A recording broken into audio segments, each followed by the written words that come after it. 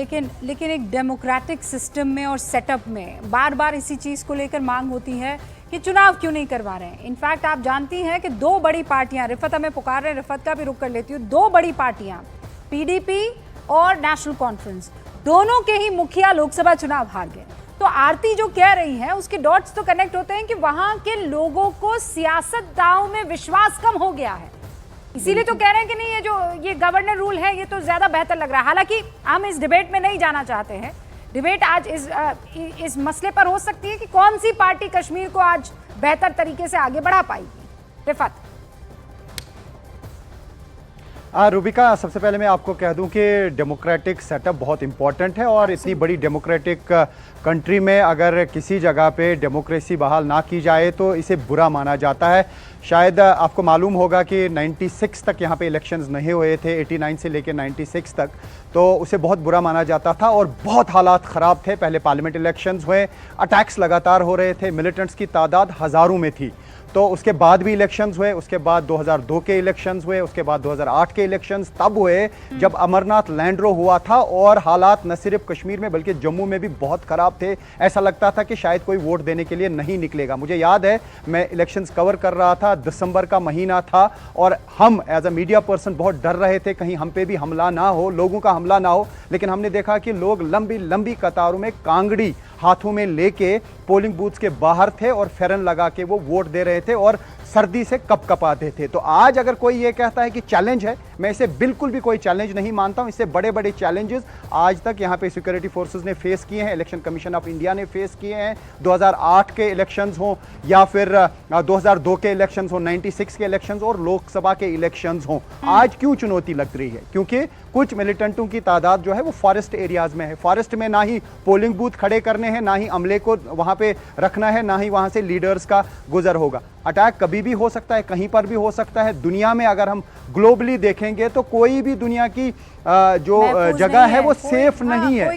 तो आज हमें कश्मीर को अनसेफ समझना बिल्कुल गलत है। ऐसा नहीं है कि चुनाव नहीं हो सकते हैं। ये बहुत जरूरी है, ये बहुत जरूरी है, चैलेंज है, नो डाउट अबाउट इट। लेकिन हमारे सुरक्षा बल और हमारी जो इलेक्शन कमीशन के ऑफिस में तैनात तमाम अधिकारी हैं, उन्होंने बाकायदा दौरा किया होगा सतीश के सिंह साहब, और उसके बाद ही इस फैसले पर पहुंचे होंगे कि नहीं अब तारीखों का ऐलान कर देना है, या फिर ये मजबूरी कि डेडलाइन है भाई अब इसके आगे तो जा ही नहीं सकते। देखिए, मजबूरी तो मैं नहीं कहूँगा, मजबूरी तो अदालत का जब फैसला आता है तो वो एक बाइंडिंग हो जाता है आपके ऊपर, वो मतलब वो आपको करना ही करना है, वो बात नहीं है। देखिए, एक तोहमत जो है केंद्र सरकार के ऊपर था कि इन्होंने डेमोक्रेसी दबा दी, वहाँ की आवाज़ दबा दी, वहाँ का फ्रीडम दबा दिया। तो ये तो केंद्र सरकार के लिए मौका है कि ये सारे जो आशंकाएं हैं उसको दूर की जाए। और चुनौतियों की बात रही, चुनौती तो हरदम रहती है, लेकिन जहाँ भी प्रजातंत्र के हित में कुछ भी होता है तो कोई भी चुनौतियाँ जो हैं वो बहुत कम है। और ठीक कहा उन्होंने, जो अभी साहब बोल रहे थे कि भाई वो तो रहेगी, लेकिन इसका मतलब हम ये नहीं कहेंगे कि चुनौतियां नहीं है, चुनौतियां हैं, लेकिन चुनौतियों से पार पाना है। इस कश्मीर में चुनाव हो, मैंने शुरू में ही कहा, लेकिन मेरे लिए तो दिलचस्प ये होगा देखना सतीश के सिंह साहब, रिफत और आरती, और मैं चाहती हूँ बाकी भी अगर अपनी राय देना चाहते हैं इसमें तो दे आर वेलकम टू, कि भाई 2024 के चुनावों में बीजेपी ने जम्मू कश्मीर की 3 लोकसभा में अपना चेहरा नहीं उतारा है, हाँ, और अब आरती जो है ये चुनाव जो विधानसभा के होने वाले हैं बड़ा दिलचस्प होगा, चेहरे लाएंगे, मन में है, ब्लूप्रिंट हो चुका है, कौन पार्टी उनके साथ जुड़ेगी ये भी महत्वपूर्ण होगा, क्योंकि सारी पार्टियां उनके मुख्य जो 2 पार्टियां हैं, हाँ, नहीं, लेकिन दोनों बीजेपी के साथ रहेंगे, के पीछे से सपोर्ट करेंगे, क्या आपको लग रहा है? आरती एंड देन रिफत, मैं आपके पास आती हूँ। देखिए, बीजेपी तो ग्राउंड से कनेक्टेड है नहीं। इनफैक्ट ये तो सामने सामने हमें दिखा लोकसभा इलेक्शंस में भी कि साउथ कश्मीर पे जहाँ पे उन्होंने इतना परिश्रम किया था बीजेपी के लोगों ने, और फिर उनकी हिम्मत हुई नहीं वहाँ पे कोई भी कैंडिडेट खड़ा करने की पूरे कश्मीर वैली से। तो वो क्या दिखाता है? वो दिखाता है कि बीजेपी कहीं ना कहीं बहुत कमजोर है। उन्होंने अपने आप को पनपने ही नहीं दिया कश्मीर में। कई सारे जो नौजवान बीजेपी के लिए इनफैक्ट खड़े हुए 2019 में। कई सारे लोग जो उनके साथ कनेक्टेड थे, उनको वो मौका ही नहीं मिला कि वो लोकतंत्र में शामिल हो लोकसभा के टाइम पे। दूसरी बात कि जम्मू में अगर आप देखें, आप समझिए इस बात को कि जम्मू के कोई आपके जो है पैनलिस्ट जो बोल रहे थे कि कोई बात नहीं, ये चुनौतियां तो आती रहती। बिल्कुल चुनौतियां पहले भी पैनलिस्ट नहीं, रिफत नेटवर्क 18 के साथ काम करते हैं और बड़े जाने माने पत्रकार हैं। ग्राउंड मुझे लगा पैनलिस्ट है, तो बड़ी तगड़ी पकड़ है उनकी। मुझे लगा पैनलिस्ट है क्योंकि उन्होंने अपना ओपिनियन दिया, तो इसलिए मैं कह रही हूँ कि अगर हम उसी आर्गुमेंट को लेके चले कि चुनौतियां तो हमेशा रही है भारत सरकार के सामने पिछले 35 साल से, और इतना आतंक था, तब भी इलेक्शंस हुए, इतने बम धमाके होते थे, मर्डर होते थे, इतना कुछ हो रहा था, लेकिन चुनाव हो रहे थे 96 ऑनवर्ड्स।